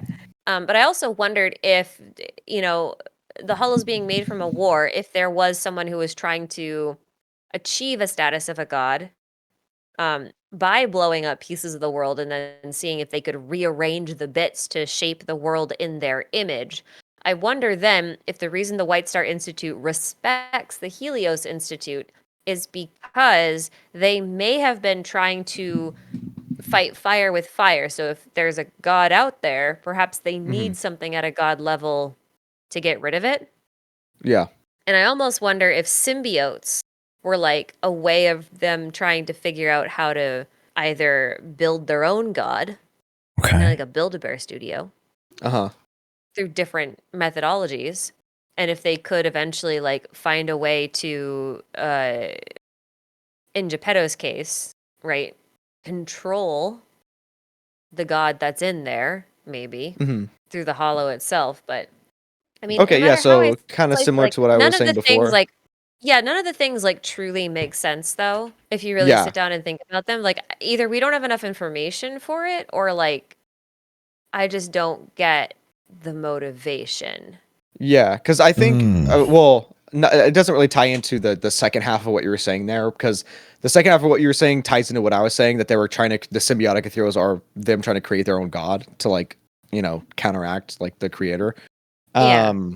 But the first half, that's assuming that they knew that hollows were gonna like, or I guess what was the we're kind of assuming that they had a really really good understanding of what ether energy could do, because obviously I'm assuming they use ether weapons, right? I'm thinking like when they say that like literally the old civilization fell because of this war, So okay. I'm thinking ether like nukes. But like Yeah, how actually, far yeah. was their intelligence, because it goes with radiation, right? Ether is very much like radiation, so it fits with like nuclear weapons. But what was their knowledge, the extent of their knowledge on ether? If that was what they were trying to do, was to blow up parts of the world and restructure it, Mm. did they really know how to do that? Because I feel, I mean, No, I guess, I'm saying that's kind of what. So I was thinking that the god in question would have been a scientist who looked at this technology and been like, "You're all dumb. This is not how this technology should be used. You could rebuild an entire world with this. Why would you use it as a weapon?" oh, okay, Um, that was more what I was going for. I don't think I conveyed that very well. I see what you're saying. Um, there's someone in my server who is very, very, very much into this theory that um, hollows were created by pursuing faster than light technology. Okay. Oh. If you assume faster than light technology could have been like some sort of laser cannon, or even just like a method of movement, creating portals in which you could pop in and out, or even just trap people in, that kind of stuff, by accelerating Mhm. something to its state where it's faster. Oh, I Especially if think you you think cut of off. it as, like you said, atomic bombs. You could think of it as like them trying to blitz something down to its like actual atomic structure, right? Mhm. So if you were to build an atomic bomb, you're trying to work with forces that interact on a smaller and smaller and smaller level. Like if you build a regular Mhm. bomb, it's like blowing up regular things, and what actually causes the damage is like the heat energy release, but also just a lot of shrapnel, which is like just big shards of whatever happens to be around. So it's breaking things apart. And then atomic bombs kind of do that on a much more On a deeper atomic level, a smaller level. But if you can go even smaller than an atom, would you end up with something like an etheric bomb? Okay. Do you know what I mean? Okay. Like, could you blow up something so badly that it's like you even ruined its atomic structure and left it with nothing but data? Like that was more the thought process, and I thought it might work with like if someone was investigating faster than light technology, ended up stumbling on this area of physics. Well, the faster than light technology thing is super interesting to me because that is how we restructured stuff in the Milanoe. Like we used light rays to restructure. Yeah. We actively use light rays to restructure it. I derailed myself. Okay, yeah, that's where I was. Yeah, right. It's fine. Yeah, you're good. I know. I know. That one. Yeah. No, but that sort of fits in with like Hoyoverse's MO, right? Because light is usually associated with their ordered physical world. And then the chaotic matter is usually like very much disordered and darkness and that kind of stuff. I don't know if any of you play Star Rail. Well, I mean, I haven't done the new. I haven't done 3. I haven't played since the banana thing. I haven't done that. That's valid. Okay. There's one thing in Amphorius that drives me crazy, and that is that they have this thing that came from beyond the sky and all that kind of stuff called the Black Tide. And it is literally like digital corruption. Like if you look at it, it's literally digital corruption. But some of the monsters that come out of the Black Tide are straight up serious. Yeah, they look really similar. Okay, that's the Black Tide. I didn't know that. I've heard of the Black Tide, but I saw images of that. Yeah. That drives me freaking crazy because I know, it drove me crazy too. Dealt with in the exact same way as a hollow is. You can Is it really? You can disperse the Black Tide by defeating all of the monsters that it spawns. Wow, hate that. I know, I do too. But also, the Black Tide corrupts things, just like a hollow does, and it sort of hollows them out and turns them into those things. And I'm just like, I hate you so much right now. Yeah, that really sucks. Knowing that they said that they didn't want to connect the two games, and then everyone in the community wanting to connect them, and then seeing the ethereal looking at me in Star Rail, I was like, oh my god, they're gonna think it's connected again. It's not. They're doing a thematic parallel. Yeah. But there's still a lot of things that you can learn from the thematic parallels, right? Yeah. Yes, that's how a lot of theories happen in Genshin from HO3. Yeah. Exactly. How I'm also sort of thinking about it because, the Black Tide is basically corrupted data. Ether is very sensitive to, I think, just like energy waves in general. Like that seems to be how a lot of it is manipulated. Like sound waves, like the music thing. That manipulates it as well. We know light rays does it as well. We don't know. What I want to know is how they changed, because we confirmed it. Ashikai, you found the YouTube post. They have not said it in game, but on the goddamn debrief of Bringer, they confirmed that he's actively using a separate, like, modified type of ether. Like that red domain expansion he had. Yeah. So the Exaltists and them have found a way to sort of either enhance or alternate the course of the ether to act in a different way, which actually kind of I was thinking about it. I need to go back and look exactly how they said it, but during Anby's agent story, I think it was Twiggy who mentioned it. She was like, I could have been a researcher researching the 3 different ways of ether waves or something like that. I don't remember exactly what she said, but I was like, wait, what do you mean by that? I was like, what do you mean 3 different ether waves? I was like, so I don't know what that was insinuating, but we know there is more than just normal ether. There's that normal purple ether. There's the weird red ether, which, by the way, I still think ties into our eyes, right? Ashikai said in the video it was a little energy blast, and everyone was like, that's lame. Why would you say that? But it's true. It's true. I'm just saying that if the eyes were actively restricting our normal ether, Okay, think about it this way, chat. If it was restricting our normal ether aptitude, why could it not have increased the ether aptitude from whatever that version of ether was? Which is why That's I actually- think we okay, did not. No, that is a good point. That is a really good point because if our eyes are blue and Bringer's was red, Oh, I there didn't might even. be a Yeah. third type.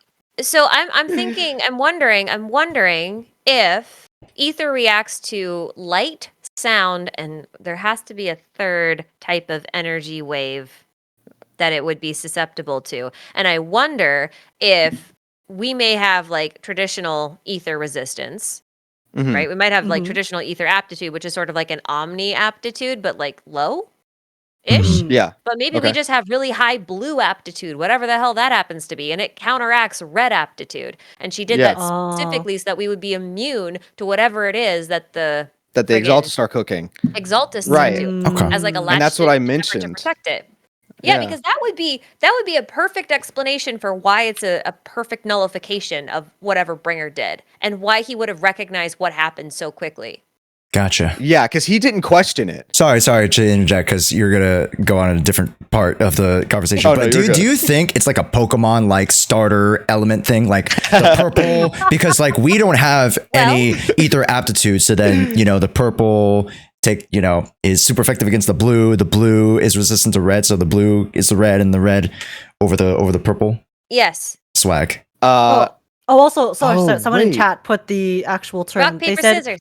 "Oh yeah, yeah." So like, I think someone in chat quoted what she said. 3 forms of etheric manifestation in specific hollows. Oh, okay. Yeah, what that they that's even still that still works. Also, someone was talking about. I do want to talk about that. Yes. The friggin' moon. I hate this company. Normally, I know. Someone was when I mentioned the Millinoe thing, people did talk about like it corrupting the land. Yes, but the only reason why that hollow was trying to corrupt the land was because of the irradiant core, which we literally have no information on. Mhm. That's like that's the only reason why that was trying to turn. It was actively trying to turn the land into an ethereal. With the 3 different forms of ether or whatever. In the Twiggy mission. Is there any other instance where we see pink ether crystals? Because I was confused when we saw it. There's a pillar of pink ether, like bright, hot pink ether crystals. And I was like, oh my god, it's pink. And then I just brushed it off. But now that we're talking about the different colors, I'm like, oh, Nineveh, is it pink in Nineveh's domain? Maybe. They do mention Nineveh has that special corruption, though. So was the thing that Xing Yi, I earlier in the podcast, I randomly went, oh, because it like in my mind that I was like, I literally never thought about this. She was talking, when we saw through Xing Yi's vision, and there was like something weird in there. Was that the sacrifice core then? That I think, I mean, that could absolutely be the case. Because when I remembered in my mind, she had a quote that was like, there's something in there. And I was like, what? What do you mean? I see nothing. then she licked I don't see anything in there. And then she licked it. But yeah, anyway, I was just because like normally they don't leave like no threads. Like there's normally been a thread to everything. And then them just randomly being like, yo, there's a sacrifice core. I was like, what? How did that get there? But if that was the core, then technically they had it in the story and it makes sense. Oh, Who put the robe up for auction? We don't know. I that talked too. about this all the time. I came to the conclusion that I thought maybe Hugo did. Hold on. I was just about to say, Hugo's an art dealer. Yes, he has a He deals museum. with auctions all the time. Yeah, that like what if Hugo put it up for sale, like the robe up for sale as like a facade that is the core, and so that was actually never the real thing. It's bait. It's bait. Which means that maybe that's what the necklace Vivian gave us was. Maybe there's something in there. Okay. A red herring. Because also, when we go back Yeah, in red herring, that's the what I was history thinking part, the part where we're like revisiting what he did before, at one point, it led into obviously him meeting with Hartman, but when he talks to his broker person, and then for some reason, Hugo was selling a bunch of art and a bunch of things. Yeah. And then the guy was like, "Oh, like what's wrong with your business? Like, is it going down?" He was like, "No, I just felt like it." I gotta build my reputation, which is exactly what friggin' what's his face was doing. Hartman. Hartman? pink guy. Hartman, right? Hartman with the organs. Yeah, he was trying to build his reputation up too. Mm-hmm. Yeah, and also, I didn't mention earlier, but yes, during that thing that you're talking about, Age, he mentions, I'm sure they had it highlighted in yellow, which means it was very important. They said, I'm sure they'll be or they'll love to be collaborating with you, like the people that he was selling it to, which means he has a bunch of other people in on something. I tied that to them making the internet posts at the end of the game of them being like, oh my god, I saw a video of him dying, to like throw off, like actually like confirm his death. Yeah. But yeah, there are definitely a lot of other people that Hugo has brought in that we haven't seen because they highlighted it in yellow. They're excited to be collaborating with you. So there are like a bunch of other parties involved that we just haven't seen yet either. Okay. Hugo's about to set the stage for like the most incredibly complex dramatic reveal. I know. He is a drama Which queen, fits so- for exactly. He's a drama queen. He wants to put on a Okay. show.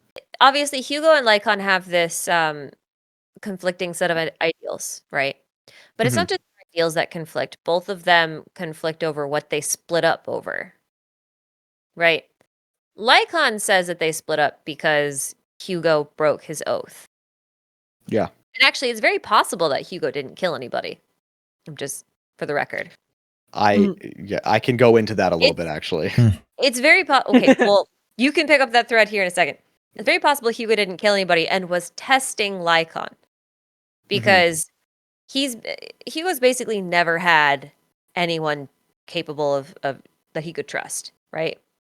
Because he's been in a pretty horrific situation, and Lycaon was like the one thing. So if he comes in and he sees Hugo in this very compromising situation where it looks like he's very guilty, I sort of feel like in some ways Hugo wanted to test to see, like, will you still believe me? Will you still stand by me as my partner, like, even if, you know, the evidence looks really bad, right? Hugo and Lycaon didn't, right? And that kind of like makes it actually more. I actually really blame Lycaon more for this than Hugo. If I'm honest. But the thing is, like, when Jack was talking to Lycaon, Lycaon was basically saying, "Look, this is what's up with Hugo.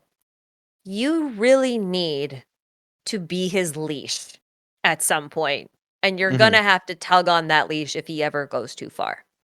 And I think Hugo was either listening in on that conversation or knew about it and wanted to see also if Lycaon would stop him because he's supposed to. And this time, when we were in this quest, Lycaon finally did. And Hugo smiled the whole time. Yeah. Because I think at that moment, Lycaon decided to trust Hugo again. Okay. And that's why he did it. Yes. Their situationship. I do absolutely fuck with that. Keep going, and I will support this with more evidence. No, that was kind of like my sort of my little theory there, because I think Hugo's trying. The reason Hugo even suggested to the Proxy, why don't you bring Lycaon then if you don't trust me, is because it's like, no, Lycaon's part of my plan. You kind of got to bring him. I need him to not know what's going on, but just to trust the process. Yeah. And to be able to invoke the same feelings that Lycaon was going through at that time, and then him realize that, oh, I didn't actually do the thing I promised to do. Like, I broke my promise as well. Because he just left rather than actually Right. Because he didn't grabbing he didn't and stuff. He didn't bring Hugo into the police. He didn't, he didn't put the leash on him. He didn't restrain just him. left. He didn't reprimand he him just the way that Jack left. told him to. He just left. Yeah. He gave up on it. And I kind of feel like Hugo's the one that didn't give up on Lycaon. on their deal. You know? So there is a lot of evidence that goes towards the fact that he did not kill there. One being he clearly lied during the flashback, right, about killing his sister, because there's no way he actually killed his sister. He just he loved her. the blame yeah, for some reason. he took the blame. I think his dad killed her, actually, and then he took the blame, and his dad. That's why his dad was so like, "That's my boy. Okay. That's my boy." But That is a anyway, very mafia thing to do. yeah. You take the fall for the boss. The instance, the It's a real flashback, tempest. if I remember correctly, there was no blood on Hugo. He was sitting around the dead bodies, but there was no blood on him. Yep. And if he lied about killing someone before, why would he not lie about killing someone again? Yeah. And it was not just Lycaon and Hugo on that mission. Lycaon mentioned that Hugo, quote, used me and the others to get revenge during that mission. So it could have absolutely been the others killed all those people before Lycaon got in there, and then he basically used that. Like, it looked bad. Like, if Lycaon walked in and they were gone, You know what? and he's the one who, it looks like he's the one who killed everyone, then he's immediately like, I'm just gonna test him. That Like, plays into Andy's story so much, though. Okay. I know that's like completely off the wall, but think about it for a second. That totally plays into Ambi's story with Soldier 11 because, you know, Ambi's just like, give her someone to hate. So that he has somewhere to go. Oh. And they She's very like, deliberately I did not. can't live my solve life it. hating people, so let her just hate me. yeah. Yeah, and the fact that they left it very open-ended and a little bit unsatisfying from like a player's perspective, right? Because you want them to reconcile. You want Soldier 11 to remember. You I want her don't to want them forgive to her. reconcile, but Oh, well, so I think I like the angst, so it's fine. no, yeah, I like the angst too, but I think the expected outcome would be that Soldier 11 would remember and that they would like fix the issue, but they leave it very kind of open-ended in the sense that Anby's like, let her hate me, let her not remember anything that transpired because like I feel like this is the best way for her to live so that she doesn't then I guess expend that energy and that hatred towards something worse. Kind of, if that makes sense. That's kind of how I felt what she was saying. And then again, we have seen so many parallels between Anby's story and the main story, right? They're very deliberately making everything so interconnected and kind of walking side by side while pushing these two semi-separate storylines. So with the whole Lycaon, or not Lycaon, Hugo testing Lycaon, and then, like you said, in the past, obviously Lycaon, at that point, when he sees this, and he's like, bro, I can't believe you've done this. What the heck did you do? And then he leaves rather than actually chaining him up. Yeah. Choking him, as Jack said. Yeah. Choking him. When I saw that, I didn't even think about the fact that it was like, it could have been when he was a kid and then he was, his sister died. Because I just immediately thought that he was referring to, obviously, when Lycaon found him. And the fact that he was implying, because initially you think that he killed his entire family, including his dad, because they were evil. So then when he said that, I thought, I remember they explicitly did not state whether he did end up killing the dad or not. He said, I could have, if I killed him, I could have saved so many more people before they died. Something along those lines. They just very deliberately made it really, really unclear. Yeah. Yeah. Gotcha. Which was definitely intentional. I just think that Hugo's biggest thing is that he's upset that Lycaon didn't believe in him. Yeah. Okay. I can see that. Because why else would he, like, he knows that he's like upset that he broke the oath or whatever, but like there's so much passion for the fact that he's a traitor. Asking you to participate too. I really do. Do I? I think that's why he's being a little shit and not like telling Lycaon anything. Oh, anything about the He's plan? petty, he's salty. Yeah. Because he is fair. acting very much like, as much as like the jokes are, he is acting very much like kind of like a disgruntled ex in a way. Yeah. Because he doesn't want to tell Lycaon directly. He doesn't want to. He keeps poking at him like, "Oh my god, I can't believe you like betrayed me. You betrayed Mockingbird.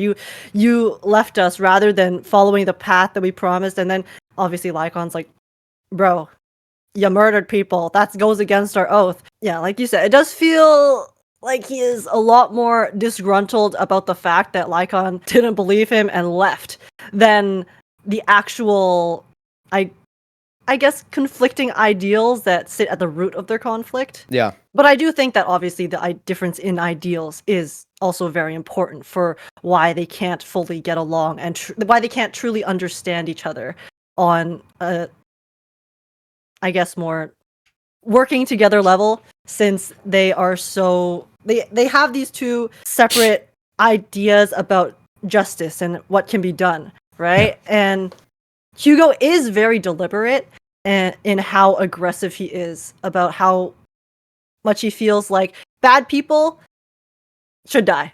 Need to die immediately. They need to die. Like, he is the vigilante archetype between the two of them, and then Lycaon Yeah. is the system, justice system needs to, decide. It is You literally can't- Daredevil individuals versus can't Punisher. yeah, that's what everyone was saying when playing it. We'll argue But I'm not sure. Oh, slightly against it. I'll argue slightly against it, if only because I think the real question is whose responsibility is it to dish out justice? mm, The thing about Hugo, one of the reasons I think that he was taking the fall for his family being murdered, and he didn't do it, is because, one, I think much like Soldier 11, with his family dead, there's nowhere really for his hate to go Mhm. anymore because they're just gone, and he probably has like a lot of really unresolved stuff to deal with because of that. But also because I think he realized that whatever his family was involved with, there were worse things. But he's trying to be like, look, I'm doing a core sample, dude. This thing goes all the way through, right? So I wonder if somebody else, like a whole, not even the other Mockingbirds, but I wonder if like a different team from somewhere else, from Tops maybe, came in and slaughtered his family. Oh. And he knows who did it. And the reason he's not saying anything is because if he incriminates anybody else, like they're also going to be in trouble. What if it was the Exaltists that did it? Because when It could be, when Hugo finally died, that Exaltist lady said finally, or like like that's another obstacle done. She'll Yes. be happy to hear she'll be about happy. this. She'll be pleased. Yeah. Yeah, okay. Yeah, well, that's the other thing. I think he might have been a loose end. I think they knew, that he was part of the family and all that kind of stuff. Mhm. I think He did mention he was there's like on a the secret. list. Yeah, Like, I the think he family was has a on the secret. list. Yeah. And he just he didn't die, and he's just been evading everybody for years and putting himself in a position where he couldn't easily be taken care of. And now one of the reasons why he's faking his own death is exactly because of that. He needs to be able to put in a position where they can't, where they think he's done, Yeah. or at least Before he for a can short get period of get time. anything done. It buys him some time. I just want to point out, like, Hugo's legitimately one of the best written characters they've done so far. We've literally only had him in one update, and we've been going on threads about Hugo's entire story and ideas for the majority of the podcast. 5 hours though. Do what? We had him for like 5 hours. We did. I know. It was a really long story. Which I think the only thing that we did not touch on, was the fact that it's not really a whole topic that we really need to go into, I don't think, but Vivian's like ability to see the future and whatnot, she didn't cry. Like, she didn't have a vision of Hugo. Maybe it wasn't explicitly said that she had a vision, but she might have had a vision. But I If she feel like did, if she he would did have have a cried. vision, they would have shown us. Like, Yeah, they very would have had. deliberately. They would have shown us at least, even in her model, they would have had a tier. Like, they have the tier technology now. Everyone knows when they figured that shit out, they started using it all the time. Yeah. But if she had the vision, they absolutely would have had some sort of scene, whether it be in a comic panel or not, of her crying before that happened. Yep. Which is why when she did have another vision, it was the entire screen. It was only her eye with the tears and the vision, which, by the way, of that vision we did see, I guess we can go into that topic. I don't think that vision was literal. I know some people think that it was, and that we're gonna have like wings as the MC. I do think it was a metaphorical visual that they gave us, but that we're not literally gonna fall from the sky with wings. To wrap up this like overarching general like story conversation, because we mainly talked about the stuff that was going on in the story. Are you guys looking forward to anything that gets touched upon, that gets circled back to, or that gets introduced in story B? Can't wait. I mean, to have literally Hugo everything. On my account. Yeah. I also can't wait to have you on my account.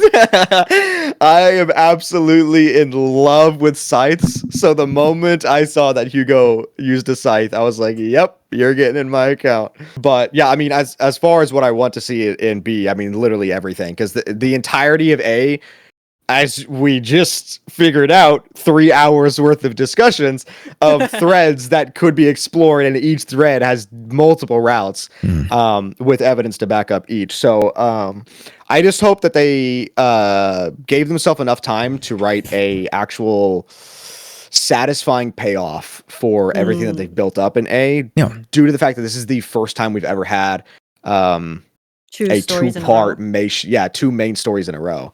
Sacrifice waking up thing is gonna be from part B. Yeah, for sure. It's still weird that line was in the trailer. I will say, I don't know why they put that there. It's actually very on brand for them. Is it? Because they do that, they do that a lot. Like in some of the other games, like for example, in Star Rail for the Amphorius trailers, there's a lot of stuff in there that definitely didn't happen in 3.0 when it first came out. Oh yeah. And honestly, some of them may never happen.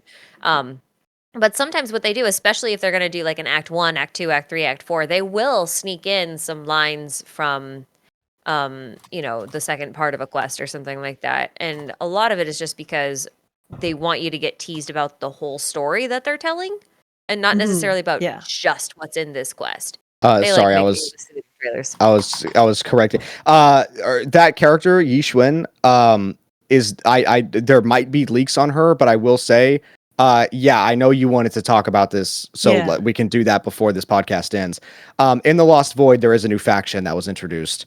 I don't remember what the actual faction name. It was some martial artist thing. I thought it was something Summit. Something Summit. But Zhufufu, who is a Tiger Thyran, and then her master, who has white hair and is apparently very reserved. Her name is Jshoea. Yep. So yes, we do have another new faction that's probably going to actually be released before the Idols. Yes, that Summit. I still don't know how to say the name. Yunqui? That's my guess. Even like I don't know if it's Cantonese or Mandarin, but Yunkoi. Maybe it's supposed to be Koi, I think. Yeah. I forgot what that I wouldn't know what that translates to in I'm Cantonese. The worst person to ask about pronunciation. I'm a fake Chinese. It doesn't look Mandarin. I'm pretty sure it's Cantonese. I'll circle back to it. For now, Summit. the Summit faction. Yeah. Yes. And I will say, I do want to say, I do not think her master is a Void Hunter. I do want to put that out there. I know some people were thinking that because she said that she was strong enough to solo Geppetto. Yep. But technically, we fought off, we've fought off Geppetto with our crew. Yeah. But it doesn't make sense to. I'm assuming that her and her master would be released, and if she's going to be released after 1.7. If it's 1.8, whatever, 2.0, however they structure it, it would be way too soon to get another Void Hunter. So I don't think that she is a Void Hunter, but I do think she is definitely someone very powerful, clearly. But I don't think...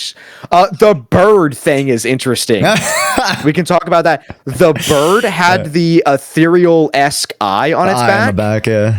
And it had glowing eyes. And when she came out of the hollow, she didn't have the bird. And she was talking about how she was waiting to see her master come back. Oh. So if that bird is somehow an ethereal, then it would match Miyabi's thing, which I know you're going to be like, oh, but you're Void Hunter. If it is somehow an ethereal as the bird, then it makes sense that you can't see it outside of the hollow, because you can't see Miyabi's eye thing outside of the hollow either. Yeah. Mm. And Yeah. the bird was cute. The bird was Like a little my chunky interpretation guy. was like you know the guy from JJK, what's his name? The shadow Describe him. Describe him. the shadow guy, what's his name? Fushiguro. Yeah, Fushiguro. She can summon ethereal like manifestations of like shadow, like, you know, animals and stuff like that. And you know, the little bird could be one of her like familiars that she's able to like, you know, summon. And That use. would be sick. Yeah. I mean, I would love to see that. What if they sacrificed animals and stuff? That would be terrifying. That would be very. I mean, they Maka's- sacrificed humans for organs this patch, so who that knows? is true. That is true. Another, I guess the final thing that we can touch on is the fact that we have they like changed the look of Hollow Zero. We now see the chasm bridges around the side of it, and we now have like the entire like front view of the literal floating like cities left over from Eridu in front of it. It looks so sick. Like what a good visual update to Hollow Zero, and also the fact that now they have helicopters flying in and out. Oh my god, I definitely got to do that later. Yeah, you have to. I guess final thoughts on part A, because we did kind of talk about most of the plot points, I would say, and then also kind of like what we want from part B is for them to conclude all of our theory threads. So yeah, I mean, we already talked about like what we'd want to see in part B, but final thoughts on part A. Yeah, I mean, I still think, even though we've dissected it a lot, and we talked about some of the flaws that it had with the Exaltists and the like MC upgrade or whatever. Yeah. I do still think that it was incredibly well written. I do think it was still incredibly well paced. And I am really, really excited that they have continuously kept up the great writing that they have since launch. Even though, like we've mentioned, there is some cracks showing in some places. But I do have absolute faith in the devs to like follow up on it and fix things if needed, because I mean, they've gone in and changed the story, and they've already gone in and changed the early story stages to make it more apparent that they have the implants, right? Like they've actively changed dialogue in the early story to just straight up tell people that the MCs have the eye implants. So if they hear feedback about the Exaltists, I wouldn't be surprised if they went back and like added it in like somewhere else 100%, yeah. For the like newer player base to not have that issue. So yeah, love the devs, trust them with all my heart, and I'm excited to see part B whenever that happens. 5 weeks, 6 weeks. I don't remember how long this match is. All things considered, I think the devs are doing a really great job, and they're adapting quite well. Yeah, to all the demands unforeseen too, right? circumstances. Yeah. Yeah. I think they, you know, it's a learning process. It's a young dev team, and they're kind of figuring out that like, you know, who their audience is and how to appeal to them and what should go where, and all. You know, they're figuring it out, and they're adapting quite well, I think, and with a speed that is unusual. Yeah, remarkable. Absolutely remarkable. I mean, they've literally mentioned like no matter how much hair I lose, they're gonna do it. Yeah, so I don't want the devs to be overworked, but my God, are they absolutely putting in work? I was gonna say, I hope they have double shifts like that they swap off on, and have like an actual decent work-life balance, because like the sheer amount of work is impressive. Yeah, it really is. Honestly. So piggybacking off of that from the gacha perspective and like the more like competitive, like, you know, fighter, you know, combat aspect of it, like they've put still so much into the game. More events, they put the extra Lost Void stuff in, you know, more polychromes, you know, it's just even aside from the story, there's just so much extra stuff in this patch. And yeah, I think kind of everyone's eating for a third patch in a row. Pulchra. We didn't talk about Pulchra. Oh my God, like, there's a lot of combat aspects. Well, and here's the thing. I think Pulchra is still going to be an aside for now, just because like this whole conversation, can take even that much longer, right? But yeah, like, talking about Silver Soldier, Ambi, Pokra, and we even got to play with Trigger. That's a whole whole different conversation. Fun. She's very I fun. know this was supposed to be more like lore dedicated because Ashikai's here, and I unfortunately got amplified by the fact that she's here and yapped a lot. No, and that's why that's why we brought Ashikai in, right, to be able to kind of feed that side of that of the audience. So again, thank you, Ashikai. As he's here, he still feeds that side of the audience. Yes, but when there's other, like, not saying that Age and Josh don't know like a lot about the lore, but when you have a more deeper understanding and I can throw an idea at you and then you can just like catch it and make it bigger and throw it back, like it adds a lot to it. But yes, I do appreciate you joining, and I there is still more to this update. So if we want to do like another like lore podcast towards the end, or if we want to have it like the combat based, that too. And then once everything is like winding down towards the end, also Ashikai, if you want to, not to plug my thing, but if you want to join on Fairy Radio again, we can talk more about lore like at the end of the match. Happy to. Overall, sorry this was so long, everyone, but I personally learned a lot, okay? Because I love story, but again, it is different to hear people who are super, super, invested and knowledgeable about details and getting to know the nitty-gritty of every single little tidbit that Zenless wants to feed to us. So thank you for discussing so much, honestly. And this makes me really want to go just watch even more lore videos, so definitely going to do that after. Amazing. But yeah, overall, thanks for watching, everyone. You guys want to do your outros? Say goodbyes. Plug yourself again. Speaking of plugs. Yep, Ashikai, you go first. Yeah. You're the guest. I've only got a YouTube channel. But it's one hell of a YouTube channel.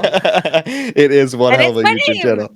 That's it. I've got a YouTube channel. It's my name. I've been slacking on Zenless content a little bit because scheduling issues, but I have a couple of ideas of stuff I want to make, so you might see a theory from me soonish. Yeah. Amazing. Let's go. Same order as intro then, Az. Yeah. My name's Az. As you can tell from this entire yapping session, I cover Zenless lore. And I do have an ungodly long list of videos I would like to make. Too bad I absolutely hate editing and have zero self-discipline to make them. So if you subscribe, you're subscribing for my streams, because anyone knows if you come into my stream, I will yap about lore and answer mostly any question.